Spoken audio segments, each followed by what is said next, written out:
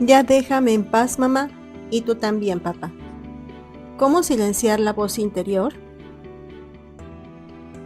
Capítulo 5. Fronteras necesarias. Mario, ¿qué debo hacer si alguien me maltrata, me insulta y me amenaza? Ponerte a salvo y establecer límites. ¿Y si esa persona es mi mamá? También. Mario Guerra. Ante un cuestionamiento del público en un programa de televisión. Estableciendo límites saludables y encontrando autonomía. La anécdota completa de la cita anterior es la siguiente. En el programa de televisión, después de ese diálogo, utilicé un ejemplo más radical para ilustrar la idea con la audiencia. Les dije, imaginen que están en un lugar solitario y de pronto una persona viene hacia ustedes con un gran cuchillo en la mano gritando que los va a matar. ¿Qué harían? Las respuestas variaron entre salir corriendo, tratar de desarmarla, llamar a la policía y en un caso extremo, hasta contraatacar. Luego agregué una variable pidiéndoles que imaginaran que alguien me pregunta, Mario, ¿y si esa persona es mi mamá? Y concluí, si es tu mamá, haz lo mismo, ponte a salvo y defiéndete, ni modo que dejes que te mate. Como psicoterapeuta, he observado en mi práctica profesional y personal la complejidad de establecer límites saludables, especialmente con aquellos más cercanos a nosotros, como los padres. Esta anécdota que compartí refleja un momento de claridad sobre la universalidad de esta necesidad, independientemente de la relación. Es natural que demos un trato diferenciado a las personas que amamos y nos aman, pero ¿qué sucede cuando, a pesar de decirnos que nos aman y saber que lo que hacen nos duele, insisten en lastimarnos? Los límites son límites. Si bien podemos hacer ciertas concesiones ante los errores o fallos del otro, como se dice comúnmente, todo tiene un límite. En la vida, todo se encuentra en un péndulo constante entre el ser y el no ser. Las historias nacen y se apagan, los ríos fluyen desde la montaña hasta el mar, y las estaciones se alternan en un ciclo interminable de renovación y despedida. Esta danza cíclica nos enseña una lección, donde termina una cosa y comienza otra. Es en ese espacio intermedio, en esos límites, donde reside la individualidad y el respeto.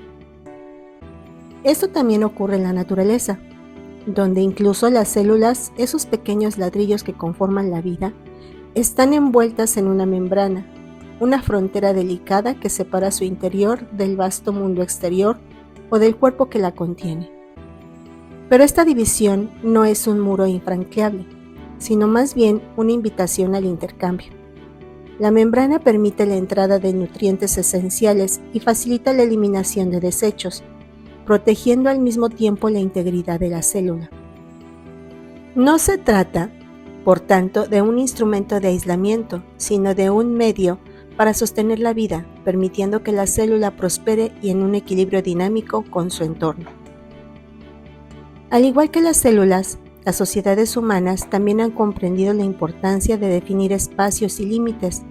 Los países y comunidades se estructuran alrededor de fronteras y normas que, más allá de marcar territorios, facilitan la convivencia y el intercambio entre diferentes culturas y personas. Estas delimitaciones, lejos de ser barreras insuperables, son puentes que nos invitan a explorar y a comprender nuestra colectividad desde la diversidad y el respeto mutuo, pero sin perder la propia identidad. El principio de establecer límites también se aplica a nuestras vidas, especialmente en cómo nos relacionamos con nosotros mismos, con nuestros padres y con los demás. ¿Y por qué no sería así? En ese punto podemos decir claramente que donde tú terminas, yo empiezo. Tú y yo no somos lo mismo. Yo no soy ninguna extensión tuya ni un simple apéndice. En el camino hacia la autonomía y el bienestar personal, aprender a establecer límites saludables se convierte en una habilidad esencial. No es una tarea sencilla, requiere de introspección profunda y un compromiso sincero con nuestro crecimiento personal, pero además, a veces tendremos que enfrentar resistencias e inercias, ya sea de los demás o las nuestras. En las dinámicas con nuestros padres a veces insistimos en mantener contacto, tocar ciertos temas o intentar cambiarlos, ya sea por buscar su aprobación, saldar viejas cuentas o porque no hemos aprendido a relacionarnos con ellos de otra manera que no sea a través del conflicto. Pero hay algo que debes saber: no puedes reparar a tus padres, así como ellos no pudieron repararte completamente a ti. Su camino es suyo. Lo que sí puedes hacer es romper el ciclo del dolor y repetición de viejos patrones. Puedes construir el hogar emocionalmente sano que siempre has deseado, no solo físicamente, sino dentro de ti, que es lo más importante. Este no es solo el mayor regalo que puedas darte, también se convierte en un faro de esperanza, una invitación silenciosa para que tus padres sean testigos de tu sanación y crecimiento, y quizá los inspires a buscar el suyo. Entonces, de la misma manera que las células y la sociedad necesitan límites para funcionar y prosperar en nuestras relaciones personales, y especialmente en aquellas con nuestros padres, establecer límites claros es esencial para cultivar un respeto mutuo y una interacción saludable, así como las fronteras geográficas y las membranas celulares permiten el intercambio y la protección. Los límites personales nos permiten interactuar con nuestros seres queridos de manera que nutren nuestro crecimiento individual y colectivo. Distinción entre límites saludables y control. Una confusión común en el proceso de establecer límites saludables radica en diferenciar claramente entre lo que constituye un límite y lo que se considera un interno control sobre los demás. Mientras que los límites saludables son declaraciones de necesidades basadas en el respeto propio y en el respeto mutuo, el control busca cambiar, manipular o dictar el comportamiento de otra persona. La distinción es fundamental para comprender la dinámica de nuestras relaciones y cómo podemos interactuar de manera que fomenten la autonomía y el crecimiento individual y colectivo. Veamos. Límites saludables. Son expresiones de nuestras necesidades y derechos que delinean cómo deseamos ser tratados por los demás. Establecer límites es una forma de comunicar nuestra expectativa y cómo queremos que se respete nuestra integridad personal. Por ejemplo, decir: necesito tiempo para mí, para recargar mis energías. Es un límite que ayuda a los demás a entender nuestras necesidades sin intentar cambiar su comportamiento. Intento de control. Intentar controlar a alguien implica tratar de imponer nuestra voluntad sobre ellos, con la expectativa de que cambien su comportamiento o actitudes para satisfacer nuestras necesidades o deseos. Un ejemplo de esto sería decir: quiero que dejes de pasar tiempo con tus amigos y lo pases conmigo, lo cual impone nuestra voluntad sobre la otra persona sin considerar sus necesidades o derechos. El establecimiento de límites se basa en el principio de autonomía. Reconocemos y respetamos nuestra capacidad y la de los demás para tomar decisiones propias. En contraste, el control socava esta autonomía, creando un desequilibrio en las relaciones que pueden llevar a resentimientos y conflictos. Impacto de la ausencia de límites. La ausencia de límites claros en nuestras relaciones puede tener una amplia gama de efectos negativos, tanto en nuestro bienestar personal como en la salud de nuestras relaciones. Sin límites nos volvemos vulnerables al agotamiento emocional, la pérdida de autoestima y la disminución de la autonomía personal. Eso sin contar que es precisamente la falta de límites la que nos puede arrastrar a dinámicas de relaciones poco saludables, donde prevalece el resentimiento y la dependencia, en lugar del respeto mutuo y el apoyo.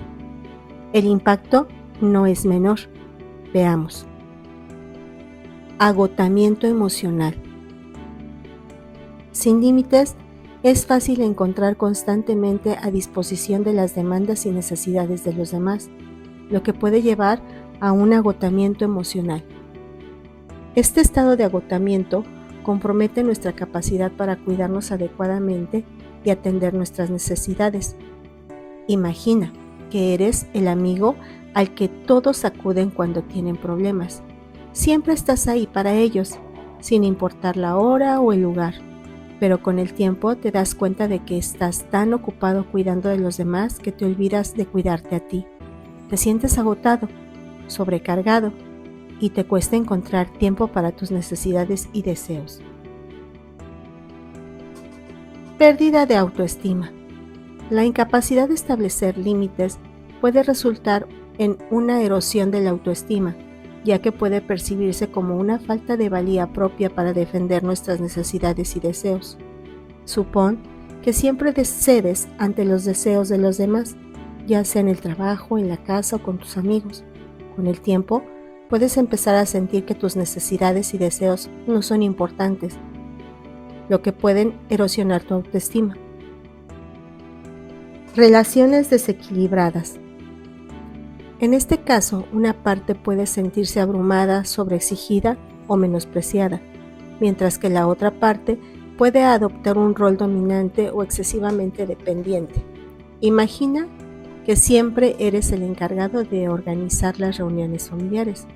Te ocupas de la comida, la decoración, las invitaciones, todo. Mientras tanto, los demás miembros de la familia simplemente asisten y disfrutan del evento. Aunque te gusta ver que todos disfrutan, también te gustaría que los demás se involucraran más y compartieran las responsabilidades. Conflictos y resentimiento. La falta de límites claros puede ser una fuente constante de conflicto, ya que las expectativas no comunicadas y las necesidades no satisfechas acumulan frustración y malos entendidos. Supón que tienes un familiar que siempre pide favores, pero nunca está disponible cuando tú necesitas ayuda. Al principio, estás feliz de ayudar, pero con el tiempo empiezas a sentirte frustrado y resentido por la falta de reciprocidad. Este resentimiento puede llevar a conflictos si no se aborda la situación. Identificar y entender la resistencia interna a poner límites. La resistencia es una compañera constante en el viaje del cambio, tanto el personal como el que involucra a quienes están a nuestro alrededor.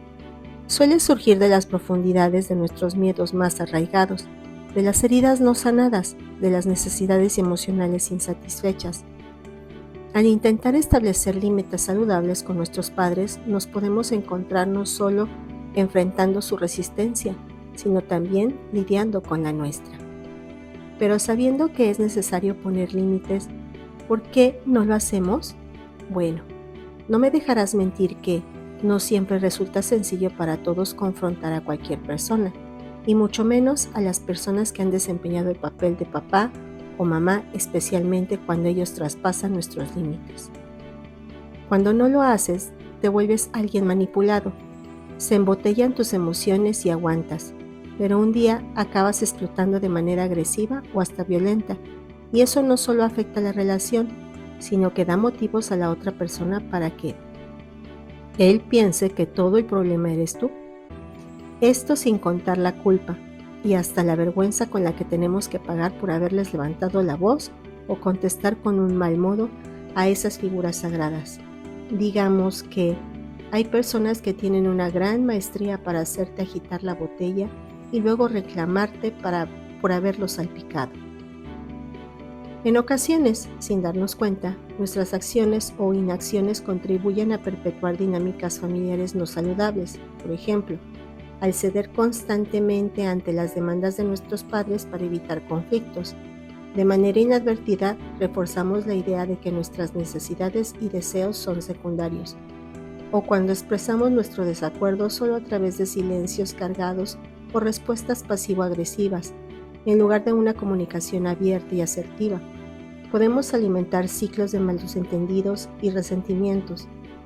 Reconocer nuestra participación en estos patrones es el primer paso para cambiarlos, invitándonos a adoptar enfoques más saludables y directos en la comunicación de nuestros límites. ¿Por qué nos resistimos o sentimos que no podemos poner límites a los padres? La resistencia puede venir de un miedo interno a ser vistos como egoístas o de la presión externa de aquellos que se benefician de tus límites débiles. La fuente más común de resistencia interna son la creencia de que los padres son seres omnipresentes, todopoderosos, intocables e incuestionables. Como ya le dije con anterioridad, transgredir esto trae consigo el castigo de la culpa o al menos la etiqueta de la maldad e ingratitud. La creencia arraigada de nuestra valía condicional. Si los mensajes que internalizamos nos decían directa o indirectamente que solo somos valiosos si cumplimos ciertas condiciones, éxito, complacencia, perfección, etc., es probable que nos resistamos a establecer límites por miedo a perder ese valor a ojos de nuestros padres, de manera simbólica. Perder el valor es que nos dejen de querer porque, si lo hacen, nos abandonarán y quedaremos huérfanos y desamparados. Aunque en la práctica esto no sea así porque ese temor es irracional. Es verdad que no dejan de ser uno de raíces más profundas y arraigadas en la infancia, y eso nos hace sentir muy vulnerables. Ahora desmenucemos esto un poco más para entender por qué, pudiendo o aún queriendo, a algunas personas les cuesta mucho trabajo poner alto a esas voces que a veces parece que no se callan. No sentir el derecho a establecerlos. Un aspecto crítico de la resistencia interna es la duda sobre nuestro derecho a establecer límites. Esto puede ser particularmente pronunciado en relaciones donde prevaleció la dinámica de poder desigual, con figuras de autoridad que desalentaban la expresión de necesidad y deseo individual. La idea de que no es correcto o no está bien establecer límites puede estar profundamente arraigada en estas experiencias.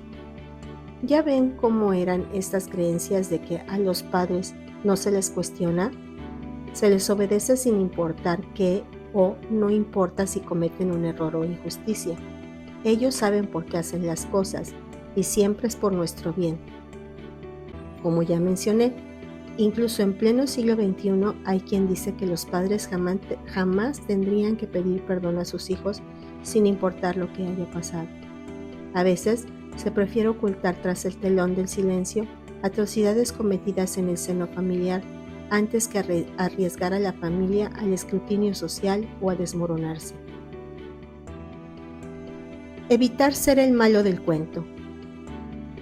La resistencia interna también puede manifestarse en el temor a que afirmar nuestras necesidades nos haga ver menos amables, ingratos o hasta malagradecidos. ¿Qué te faltó?, vociferan algunas personas en su papel de padre o madre. No te faltó nada. Tuviste comida, techo, escuela, ropa, juguetes, todo.